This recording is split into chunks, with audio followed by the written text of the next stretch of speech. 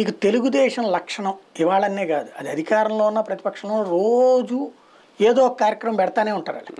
ఓ రకంగా చెప్పాలంటే ప్రైవేట్ స్కూల్లో ఏది కార్పొరేట్ స్కూల్లో పాఠాలు లాంటిది. రోజు అక్కడ రుబ్బి ఆ తర్వాత హోంవర్క్ ఇచ్చి ఇంటి దగ్గరికి వెళ్ళి పని చేసుకురమ్మంటారు చూడండి. వీళ్ళకంతే కూర్చుని టెలికాన్ఫరెన్సులు, వీడియో కాన్ఫరెన్సులు, సభలు, సమావేశాలు, అదేది మోటివేషనల్ క్లాసెస్ ఇవన్నీ జరుగుతుంటే మళ్ళీ ఇట్లాంటి కార్యక్రమాలు పెడుతుంటారు. వాళ్ళకి ఖాళీ ఉంచరు, వాళ్ళని ఖాళీ ఉంచరు. జగన్ రాజకీయానికి ఇలా రాజకీయానికి ఉన్న తేడాదే.